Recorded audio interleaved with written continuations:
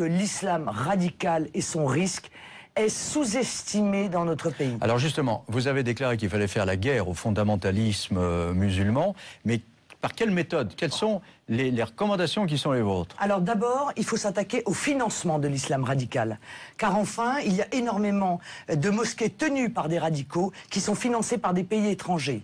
Il faut surveiller de près l'argent de ces pays étrangers qui sont eux-mêmes des soutiens du fondamentalisme et du djihadisme. C'est le cas du Qatar, qui, avec la bénédiction de Nicolas Sarkozy, investit aujourd'hui dans toutes nos entreprises stratégiques, mais investit aussi dans nos banlieues, au motif que dans nos banlieues, il y a des jeunes musulmans. Pour créer des emplois. Mais voyons, c'est ça. Ça, c'est ce qu'ils vous racontent. C'est sûr qu'ils vont pas vous dire qu'ils viennent pour endoctriner les gamins et éventuellement qu'ils servent leur cause. Ça, je m'en doute bien, Monsieur Mazerolle. Ils ne sont pas stupides tout de même. Bon, il faut que comment dire, la sécurité dans les zones de non-droit soit retrouvée. Ça veut dire qu'il faut que la police rentre à nouveau dans les zones de non-droit. Il faut que les renseignements rentrent dans les zones de non-droit. Et comment on fait? Les renseignements n'y sont plus, mais monsieur, par des méthodes tout à fait classiques qui sont celles du renseignement, l'infiltration. Or, ça n'est plus le cas. Aujourd'hui, la police, la gendarmerie, le renseignement se sont retirés de ces zones de non-droit. Eh bien, dans ces zones de non-droit, l'islamisme radical pullule. Est-ce que vous préconisez, par exemple, le retour des renseignements généraux? Mais écoutez, les renseignements généraux, ils ont plus surveillé les opposants politiques qu'autre chose jusqu'à nouvel ordre. Alors, par quel service on fait ça? Mais la DCRI peut parfaitement le faire, encore faut-il qu'ils en aient l'ordre politique, plutôt que d'aller surveiller les journalistes. Hein, c'est plus efficace de surveiller les islamistes. Pensez que Nicolas vous savez Sarkozy... que je ne porte pas tous les journalistes dans mon cœur, mais je les crois beaucoup moins dangereux. Vous pensez que Claude Guéant et Nicolas Sarkozy ont donné l'ordre aux policiers de ne pas aller dans les zones en question? Oui, je pense que plus personne n'a d'ordre. Et d'ailleurs, c'est si vrai que je le rappelais sur votre plateau il y a un certain nombre de mois, les policiers n'ont même pas ordre d'arrêter les gens qui sont à mobilette ou à moto et qui commettent des délits ou des crimes, de peur qu'ils tombent, et que s'ils tombent, ils se fassent mal, et que s'ils se font mal, il y a une émeute. Voilà. Le gouvernement vit sous la terreur de l'islam radical, la terreur des réseaux qui se sont infiltrés dans notre pays, et il ne lutte pas non plus contre l'hybridation qui existe entre l'islamisme radical et le banditisme. Or, M. Mera en est une démonstration flagrante.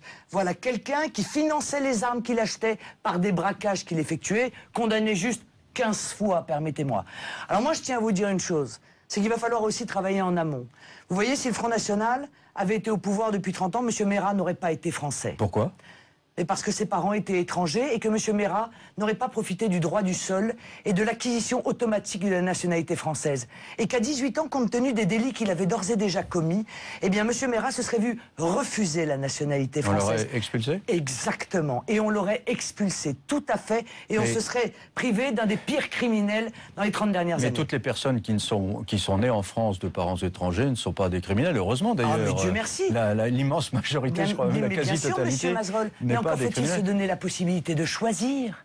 Le problème avec M. Mera, le problème de l'acquisition automatique de la nationalité, que d'ailleurs M. Mélenchon veut aggraver, hein. Lui, il veut que le simple fait d'arriver sur le sol permette d'être français. C'est que lorsque vous voyez comment dire, un CV avec un jeune homme qui a commis autant de délits, est-ce que vous croyez qu'à 18 ans, vous lui accordez la nationalité française? Lorsque vous voyez qu'il est manifestement attiré et qu'il participe de réseaux d'islamistes, notamment par l'intermédiaire de son frère, est-ce que vous lui accordez la nationalité française? Eh bien moi, je lui refuserai. Et je pense que les Français doivent être maintenant beaucoup plus exigeants sur la manière dont ils accordent non seulement la nationalité française, M. Mazerolle, mais aussi les aides sociales. Parce que quand on voit quelqu'un comme ça, condamné 15 fois, qui a l'aide au logement, qui a le RSA, alors que des millions de Français sont dans la pauvreté. Qui est français. Oui, c'est un Français, mais c'est un délinquant. C'est un délinquant multirécidiviste. Eh bien, monsieur Mazerolle, les délinquants multirécidivistes ne doivent pas pouvoir avoir le droit aux aides sociales. Je ne veux pas que les ouvriers... Quand ils sortent de prison, ils vivent comment?